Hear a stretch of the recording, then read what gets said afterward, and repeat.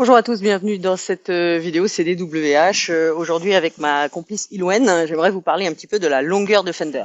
Je vois beaucoup de fenders qui sont pas forcément à la longueur la plus adaptée, la plus optimale pour mettre le cavalier dans une position idéale pour bien travailler et par conséquent pour le cheval également de bien performer. Donc on va regarder ça un petit peu ensemble aujourd'hui.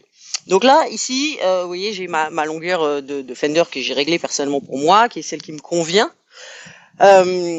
Parce que quand on monte en western et particulièrement les gens qui viennent de l'équitation classique, donc vont être plus courts en classique, ils vont souvent être comme ça, hein, particulièrement les cavaliers de CSO, cavaliers de dressage vont monter plus long, même vraiment très long parfois. Mais en général, les cavaliers de monde classique qui transitionnent vers le western s'imaginent tout de suite qu'ils vont pouvoir, on va se retrouver comme ça, pratiquement comme si on était debout sur notre cheval.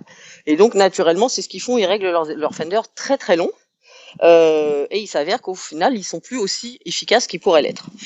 Donc, il faut également savoir qu'en fonction de la discipline western que vous allez pratiquer, la longueur de fenders va varier légèrement. Les disciplines qu'on appelle dites de performance, où on va rechercher une stature extrêmement verticale du cavalier qui va se tenir vraiment comme ça à tout moment, c'est vraiment des disciplines où on va laisser descendre la jambe extrêmement long, extrêmement bas. Bon, par contre, ce qu'il faut savoir, c'est que contrairement à ce que leur nom indique, on appelle ça performance, mais en fait, c'est des disciplines où il n'y a pas d'allure, élevée, il n'y a pas du tout, il y a aucune vitesse à aucun moment. Donc les cavaliers n'ont pas besoin d'être sur leurs pieds, ils peuvent se concentrer sur cette posture extrêmement droite et verticale. Et puis les cavaliers de reining, eux, il y en a certains qui montent vraiment très court. Hein. Si on regarde les champions de reining à très très haut niveau, il y en a qui montent quasiment comme des cavaliers de CSO, parce que c'est justement là qu'ils vont être le plus efficace. Alors pour le cavalier de loisir, je pense qu'on peut rester sur un positionnement à peu près moyen.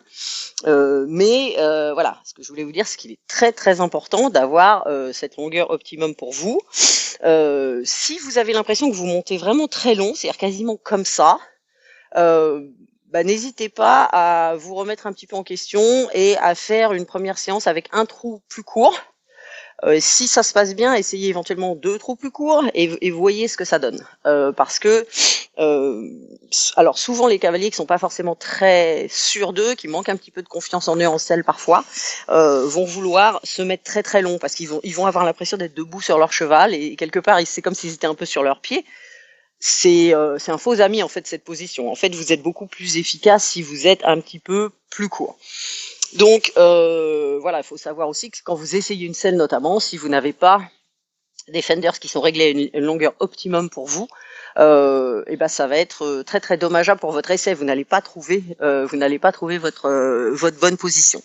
Donc je vous rappelle je vous rappelle quand même que pour bien régler un fender western, vous allez dans un premier temps faire votre réglage ici par le bas, c'est-à-dire que par exemple si je veux me mettre beaucoup plus long, je vais commencer par régler par le bas, mais ici vous voyez que ça va pas du tout être harmonieux, donc n'oubliez pas une fois que vous avez fait votre réglage ici de venir coulisser par le haut pour obtenir toujours à peu près quelque chose d'harmonieux ici. De la même manière, si je me remonte tout en haut, vous voyez là ça, je vais pas être bien, ça crée un pli ici qui va me gêner. N'oubliez pas de faire coulisser votre fender comme ça vers le haut pour retrouver une position qui soit optimum. J'en profite pour vous rappeler que le fait de coulisser le fender comme ça n'est viable et faisable que si votre fender a été très régulièrement entretenu, que cette partie-ci là qu'on appelle le stirrup leather est bien graissée, souple, etc. Sinon vous n'aurez pas la possibilité de attends Nénette, de bien régler votre stirrup leather. Voilà. Donc élément vraiment important en monte western. Encore une fois, je vois beaucoup de cavaliers. Je vois beaucoup de cavaliers, là ma belle, je vois beaucoup de cavaliers qui ont tendance, en venant du classique, parce qu'ils sont en western, et notamment beaucoup de mes amis randonneurs, cavaliers d'extérieur, qui vont vouloir être très très très longs. Vous pensez être plus à l'aise, mais au final vous vous rendez pas service. Il faut que vous puissiez quand même être debout. Il faut vraiment que vous puissiez d'abord trotter enlever.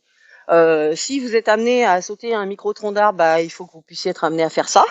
Il faut que vous puissiez dégager vraiment complètement votre siège. À aucun moment, vous ne devez être déjà Si je suis comme ça, bah là, j'ai plus aucune voilà possibilité. Donc n'oubliez pas de remettre de l'angle dans votre jambe. N'oubliez pas l'alignement épaule hanche talon. Il est valable aussi en western. Hein, donc on évite de monter avec ses jambes comme ça ou au contraire comme ça, parce que si je suis comme ça, je suis déjà à moitié tombée. Voilà. Donc je voulais juste attirer votre attention sur l'importance de votre longueur de fender. Voilà. J'espère que ça vous aura aidé. Et voilà, je félicite Ilouen parce que elle a pas toujours été aussi sage. Et je vous dis à très bientôt pour une nouvelle vidéo. Bye bye.